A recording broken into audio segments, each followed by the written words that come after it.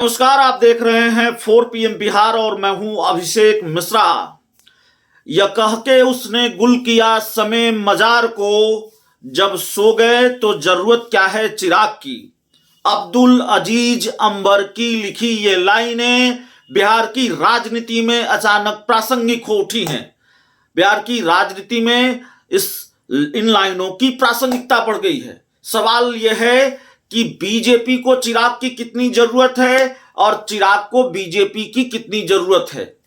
बिहार की राजनीति से जुड़े कुछ महत्वपूर्ण सवालों में से ये सवाल हैं। लोक जनशक्ति पार्टी रामविलास यानी चिराग पासवान की पार्टी एनडीए का हिस्सा होगी या नहीं होगी, इसको लेकर लंबा सस्पेंस रहा है और सस्पेंस तब भी खत्म होता हुआ नजर नहीं आ रहा है जब बीजेपी के राष्ट्रीय अध्यक्ष जेपी नड्डा ने चिराग पासवान को एनडीए का मजबूत सहयोगी बता दिया है। चिराग पासवान को एनडीए की बैठक में शामिल होने का निमंत्रण दिया है, लेकिन मामला फंसा हुआ है। सब कुछ क्लियर नहीं हो रहा है और चिराग पासवान जितनी क्लियरिटी चाहते हैं, जितनी स्पष्टता चाहते हैं, भारतीय जनता पार्टी उतना स्पष्ट करने के मूड में नहीं है और राजनीति में उतना स्पष्ट होता भी नहीं है। चिराग पासवान चाहते हैं 2024 की बात तो हो ही जाए, 2025 के विधानसभा चुनाव में सीटें कितनी मिलेंगी वो भी भारतीय जनता पार्टी क्लियर कर दे, बता दे, आश्वस्त कर दे कि कितनी सीटें मिलेंगी। चिराग पासवान के नजरिए से अगर देखें तो यह बात ठीक हो सकती है, क्योंकि चिराग पासवान ये चाहते हैं या चाहते होंगे कि लंबे वक्त तक उनको गठबंधन में रहना है। ऐसा नहीं है 2024 में किसी के साथ, 2025 में किसी के साथ, तो ऐसा ना हो जाए।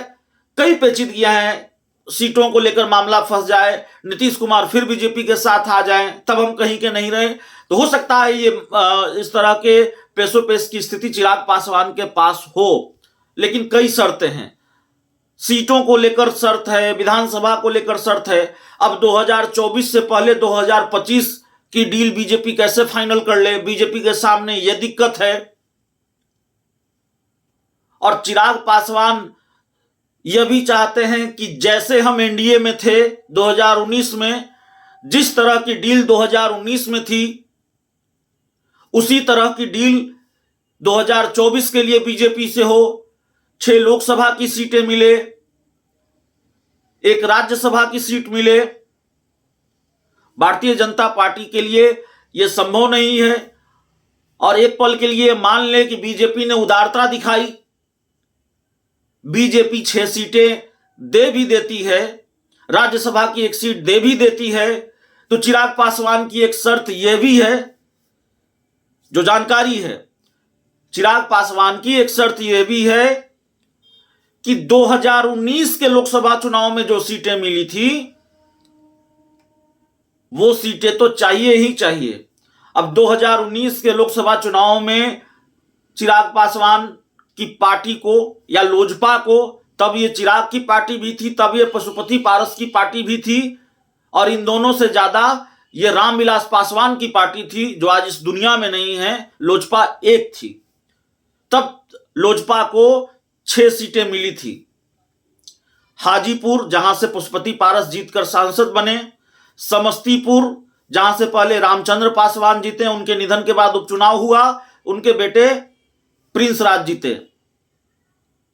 वैशाली, जहां से वीणा देवी चुनाव जीती, खगड़िया, जहां से महबूब अली कैसर चुनाव जीते, और नवादा, जहां से चंदन सिंह चुनाव जीते, सूरजभान सिंह के भाई हैं।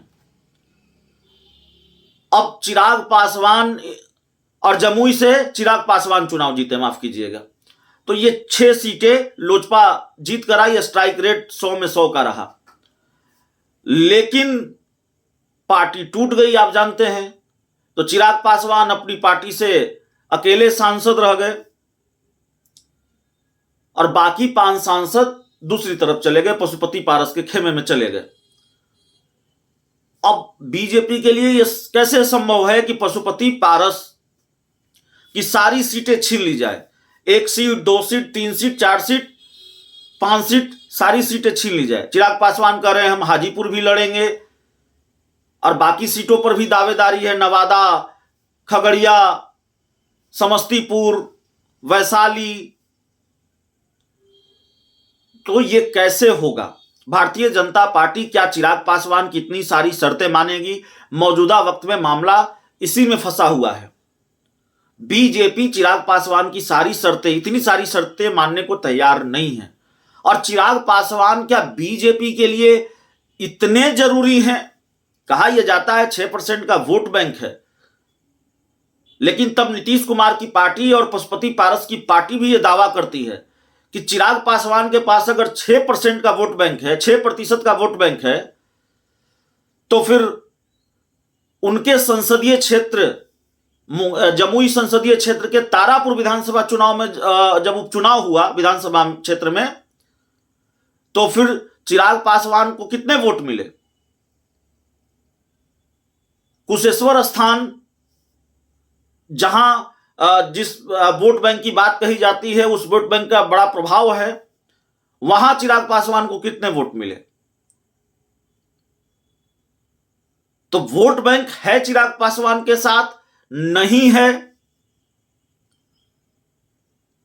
और क्या वोट बैंक इस तरह से इंटैक्ट है कि बीजेपी बिल्कुल सरेंडर हो जाए, बीजेपी बिल्कुल घुटनों पर आ जाए चिराग पासवान के और सारी शर्तें चिराग पासवान की मान ले?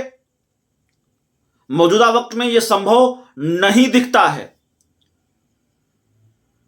तो चिराग पासवान को 2 कदम पीछे हटना होगा। 2 कदम पीछे नहीं हटेंगे तो फिर अकेले चलने का रास्ता उनके पास है, एकला चलेंगे। अब एकला चलने में यह खतरा है कि अकेले चलकर पप्पू यादव भी देख रहे हैं, अकेले चलकर उपेंद्र कुशवाहा भी देख चुके हैं और अकेले चलकर खुद चिराग पासवान भी देख चुके हैं। 2020 के विधानसभा चुनाव में नीतीश कुमार को नुकसान तो पहुंचाया, लेकिन सिर्फ 1 सीट आई और वो एक विधायक भी जेडीयू में शामिल हो गए। अकेले चलने का नुकसान यह भी है कि पार्टी इंटैक्ट रह पाएगी कि नहीं है, पार्टी पर कोई खतरा तो नहीं होगा। हम ये नहीं कह रहे हैं चिराग पासवान की पार्टी टूट जाएगी या टूटने जा रही है, अभी ऐसा कुछ नहीं है। हम उस संकट की बात कर रहे हैं जो चिराग पासवान पर मंडरा रहा है, जिस तरफ चिराग पासवान बढ़ रहे हैं। और दूसरी तरफ क्या स्थिति है? केंद्रीय मंत्री पशुपति पारस को कमजोर समझा जा रहा था। यह माना जा रहा था कि इनकी तो अब छुट्टी तय है, पशुपति पारस की हर हाल में विदाई तय है। हाजीपुर सीट चिराग पासवान को मिलेगी, बीजेपी ये करने जा रही है, ये देने जा रही है और पशुपति पारस को राजभवन भेजा जा सकता है। हमने भी खबरें चलाई, हमारे पास भी जानकारी आई पार्टी सूत्रों के हवाले से भी, और हम ये नहीं कह रहे जानकारी अभी पूरी तरह से गलत साबित हो गई है या बहुत सही साबित हो गई है। देखिए, जब ऐसे माहौल में कई तरह की खबरें आती हैं तो कई बार हमें अपने सूत्रों पर भरोसा करना पड़ता है। लेकिन राजभवन बात की जाने की बात तो पशुपति पारस कहीं नहीं रहे हैं। वो तो कह रहे हैं, वो तो फ्रंट फुट पर खेल रहे हैं। वो कह रहे हैं हाजीपुर सीट मैं नहीं छोड़ूंगा, और क्यों छोड़ूंगा हाजीपुर सीट। वो तो कह रहे हैं कि सेटिंग गेटिंग होता है, सिटिंग गेटिंग होता है राजनीति में, जो सिटिंग सीट है उस पर हम लड़ेंगे। तो बिल्कुल फ्रंट फुट पर पशुपति पारस खेल रहे हैं। तो जाहिर है पशुपति पारस के कॉन्फिडेंस का राज क्या है, वो फ्रंट फुट पर क्यों खेल रहे हैं? क्या बीजेपी ने आश्वस्त कर दिया और सिर्फ फ्रंट फुट पर नहीं खेल रहे हैं? इतनी आक्रामकता पशुपति पारस में कभी रही नहीं। चिराग पर हमलावर रहे, लेकिन बीजेपी के किसी बड़े नेता को आईना दिखा दें, उनकी हैसियत बता दें और कह दें कि वो तो ऑथेंटिक मेंबर नहीं है। नित्यानंद राय पर निशाना साध दिया, नित्यानंद राय को उनकी हैसियत बता दी। तो जाहिर है कुछ तो मामला है। पशुपति पारस पीछे हटने को तैयार नहीं है, पीछे हटते हुए नहीं दिखाई दे रहे हैं। और पशुपति पारस के साथ ऐसी स्थिति और परिस्थिति रही कि वो पीछे न हटें, तो फिर मुश्किल चिराग पासवान के लिए है। आखिर क्यों पशुपति पारस इतने कॉन्फिडेंस के साथ ये दावा कर रहे हैं कि वो हाजीपुर लड़ेंगे, जो सिटिंग सीट है उन सीटों पर लड़ेंगे? ये बड़ा सवाल है। तो चिराग पासवान जितनी शर्तें रख रहे हैं वो सारी शर्तें बीजेपी मान लेगी, एक तो ऐसा होता हुआ नहीं दिखाई दे रहा है। और दूसरा जो सबसे महत्वपूर्ण सवाल है कि क्या इतने जरूरी हैं चिराग पासवान? जीतन राम मांझी के रहते हुए कुशवाहा की एंट्री हो रही है, पशुपति पारस हैं, कई नए सहयोगियों के जुड़ने के आसार हैं, मुकेश सहनी के भी आसार है। हालांकि एनडीए की बैठक में उनको बुलावा नहीं भेजा गया है, मुकेश सहनी निशाना भी साधते रहते हैं। तो कई दूसरे सहयोगी भी है, जीतन राम मांझी हैं। इन सब के रहते हुए भी क्या चिराग पासवान इतने जरूरी हैं कि हर शर्त बीजेपी माने, बिल्कुल घुटने टेक दे, नतमस्तक हो जाए, सरेंडर हो जाए भारतीय जनता पार्टी चिराग पासवान के सामने? क्या इतना बड़ा कद है चिराग पासवान का? 2020 के विधानसभा चुनाव में बहुत बेहतर परफॉर्मेंस नहीं रहा चिराग पासवान का, उपचुनाव में बहुत बेहतर परफॉर्मेंस नहीं रहा। बहुत सारे उपचुनाव चिराग पासवान लड़े भी नहीं। कुछ उपचुनाव में बीजेपी की मदद की, खासकर 3 उपचुनाव में। तो सवाल यह है कि क्या चिराग पासवान महागठबंधन में जाएंगे जहां नीतीश कुमार हैं, और जिस महागठबंधन के नेता नीतीश कुमार हैं? चाचा पशुपति पारस की पार्टी यह आरोप लगाती है कि वो तेजस्वी यादव के प्रति सॉफ्ट है, नरम है, और वो महागठबंधन में जाएंगे। लेकिन मुझे नहीं लगता कि चिराग पासवान महागठबंधन में जाएंगे, या वहां जाने का विकल्प उनके पास है। महागठबंधन में जाने का विकल्प चिराग पासवान के पास नहीं है। नीतीश कुमार के नेतृत्व में वो काम करना पसंद करेंगे, मौजूदा वक्त में ये नहीं दिखता है, क्योंकि नेता नीतीश कुमार ही हैं, नेतृत्व उनका ही है। तो जितने हमलावर वो नीतीश कुमार पर हैं, मौजूदा वक्त में ये नहीं दिखता कि वो नीतीश कुमार के नेतृत्व में काम करना पसंद करेंगे। तो फिर अकेले चलेंगे, अकेले चुनाव लड़ेंगे। कई बार उनकी पार्टी की तरफ से या उनकी तरफ से ऐसे बयान आए हैं कि हमारी सभी सीटों पर तैयारी है, 40 सीटों पर तैयारी है। तो 40 सीटों पर उम्मीदवार उतारेंगे और बीजेपी को सबक सिखाएंगे। 2020 के विधानसभा चुनाव में नीतीश कुमार के खिलाफ लड़ा, नीतीश कुमार के साथ खेल किया, उनको नुकसान पहुंचाया। और क्या चिराग पासवान भारतीय जनता पार्टी को यह डर दिखा रहे हैं, या चिराग पासवान की यह रणनीति है कि अगर आपने हमारी शर्तें नहीं मानी तो फिर तैयार रहिए, जो हम नीतीश कुमार के साथ कर सकते हैं वो आपके साथ भी कर सकते हैं। जहां बीजेपी के उम्मीदवार होंगे, चिराग पासवान अपना उम्मीदवार उतारेंगे। क्या यह होगा? इस तरह का कुछ खेल चिराग पासवान करेंगे, या फिर बीजेपी बीच का रास्ता निकाल लेगी? एक बात तो साफ है कि पशुपति पारस को नजरअंदाज करके, देखिए ये बहस का विषय हो सकता है, ज्यादा वोट किसके पास है, कम वोट किसके पास है, कद किसका ज्यादा बड़ा है। पशुपति पारस की उम्र हो गई है, चिराग पासवान में एक आकर्षण है, हुजूम उमड़ पड़ता है, भीड़ जुटाने में चिराग पासवान माहिर हैं। चिराग पासवान की स्वीकार्यता ज्यादा है पशुपति पारस के मुकाबले। हो सकता है ऐसा हो, शायद है भी।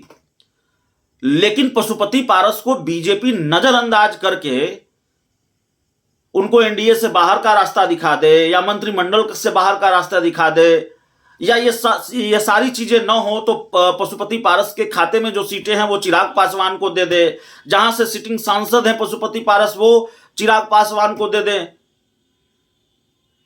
सब कुछ पशुपति पारस के खिलाफ कर दे बीजेपी चिराग पासवान के लिए।